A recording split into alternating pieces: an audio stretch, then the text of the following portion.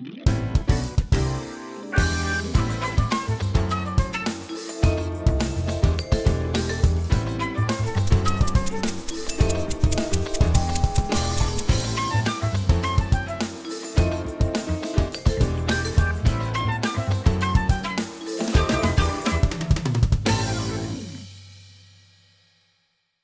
everyone. Welcome back to Coffee and One Thing. This is Team Beery, where we are caffeinated and motivated. Yes, we are. This is episode 47, and today we're going to talk about perceived value of solar on your home versus appraised value. But first, we're going to talk about our coffee of the month. Caribou coffee is amazing. It's one of our favorites, personally mine. And it's smooth. It's medium roasted, so it's got a nice flavor, but it's not too strong. So that's something. If you like coffee, go after it. Try it. Tell us what you think. Yeah. All right. Next thing. Brew a cup. Let's have a conversation. All right. So what do you think your value is on solar? You get that question a lot. And so episode 46. 46. With Tyler. Yes. What did Tyler talk to you guys about?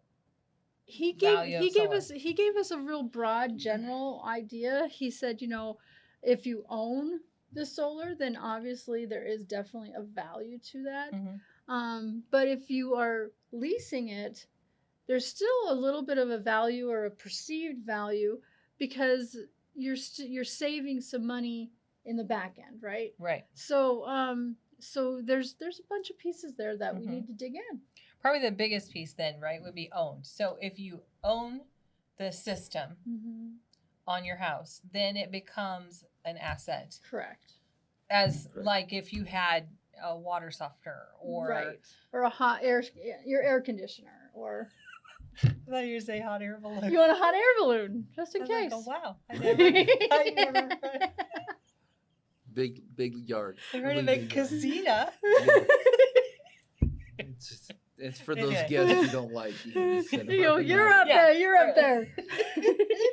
Yeah, I think. So glad you visited. So like a newer AC unit, a newer roof. Right. Then kind of the same concept. Yeah. Okay, that makes sense. I think I talked to one appraiser. It's around 50% of the purchase value. Yeah. Which happens a lot. Depending on the age, though, because obviously, 15-year-old the newer they are, or the more effective they are. It kind of depends on also if there's comps in the neighborhood or in the area. And how much electricity you're generating. So there's all those different pieces that you have to... I think we've talked about even things like pools before, right? It does really depend on not just the features of the pool, but the comps in your neighborhood. Right. Because a pool in this neighborhood, because of location, right, could give you more value than the same pool in a different location. Absolutely. Yeah. So so it kind of all blends in. But it has to be owned. It has to be owned to have an appraised value. Right. Okay. It's good to know. So that piece is kind of in stone. Not going to change that, but there's a lot of different things for perceived value. So let's talk about perceived value. What do you think when you hear, somebody comes to you and says, if I had a leased solar, is there value? Obviously savings. Yeah. To me, I think dollar signs, right, are always, when you're buying and selling property, it's all dollars. That's a big consideration. Yeah. Right. So if you can show me how this is benefiting me financially, right, that would be a big value. Oh yeah. I think too is depending on what the unit is generating versus what the house typically uses. Okay. You might be selling your electricity to the company a little bit better than if you were just generating not enough, and then you're pulling it from the electric company. So that piece could become a value if it's a perceived value.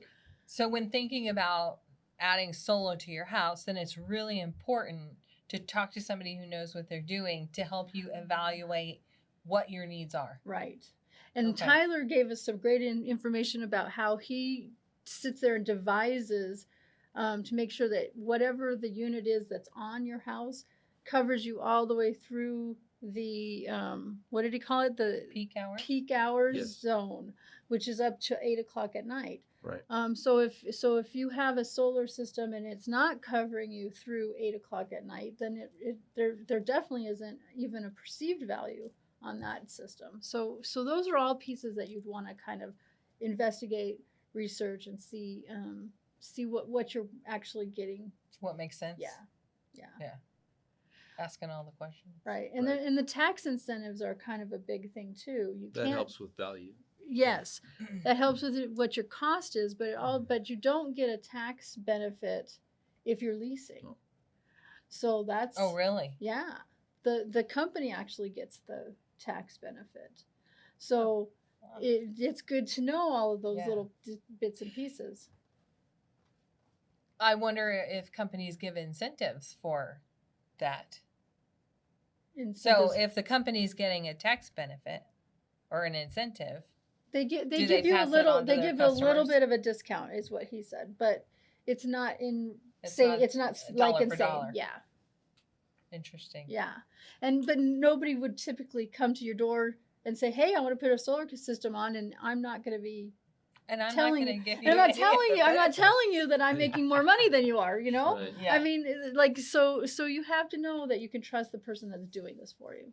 Oh, absolutely. That's doing the solar for you. Absolutely. Well, and I'm sure you want a reputable company because, for one, I mean, first thing I think of is they're going to be on your roof, and especially if you have a tile roof. But they're also going to be attaching things to your roof. If they don't do a good job, that could lead to some significant homeowner issues. Well, and Tyler also brought up the point of, the underlayment. Like a lot of times, if your house is over 15 years old, they'll require you to change out the underlayment before they put the roof on to make sure that everything is solid before they go in and attach. So so there's a lot of pieces. Once it's on there, it's on there. Yeah, Kind of stuck. Oh, there's no taking it off. Well, it's a lot more labor to take it off and put new underlayment on, so you might as well put underlayment. Oh, I on see what prior. you're saying. Yeah, that makes sense. Yeah. Okay. So with all that, and then he also made a comment about how the average homeowner stays in their house for about 5 to 7 years. So if at least if you're thinking perceived value now, a lease might be good for you if you don't plan on living there that long, because you're going to get the most benefit. But it also if you're buying a house with solar, your house, but it also cumbersomes your house, So those are the pieces that you just really have to analyze and work through to make sure that I love the concept. Absolutely. Right? I mean, I'm like, well, hello, we live in the sunniest place the sunniest place in the U.S. Right.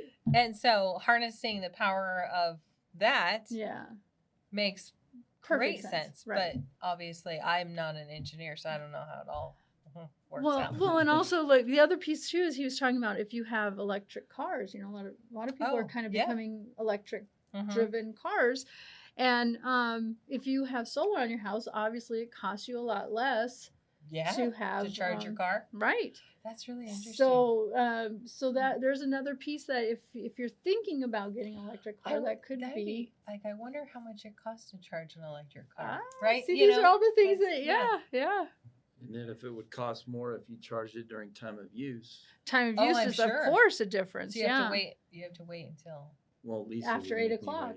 Lisa, like, Scott, when can I plug my car? There's a timer. Can't plug that in. Like, no doing laundry until after 8 p.m. I know there's a lot of people. That's how they live. So so you should have to kind of analyze all that type of stuff. But to me, there's a lot of value if you own the system. If you're thinking about having a solar or having an electric car, that might be a huge piece of this. Definitely. And then just make sure that the right system is on your house that covers you all the way. That kind of to summarize the batteries things. Is part of it. I think that covers you, right? Right. That's what he said. Yeah, because it generates it, but you have to have something that stores the energy. Oh. So you can use it. Yeah. Oh, yeah. That makes sense. Yeah. So all of that kind of stuff, and it's not like the new water heaters where it's as use. No. Yeah. Yeah. Not on, You have to have a it's tank. not on demand Because electricity. the sun's not out at 8:00 at night It's not? typically. Maybe in Alaska, but not here. In the North Pole? So yeah, a lot of things to think about. Yeah. If you guys want to know definitely. more about all of that, we have a great resource page. Their APS and SRP frequently asked questions are on there.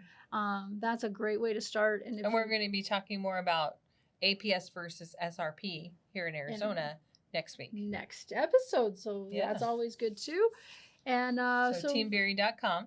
Teambeery.com, and reach out to any of us if you have questions, you want to know more about this. Again, 45, I believe, 46 was the episode for Tyler. So if you want to go check out exactly what he had to say about this, that would be a great thing to do too. And like, share, and subscribe. Yeah, Thanks for hanging out with us today. We like it. Thanks so much. See you next time. Have a great one. And always use a very good team.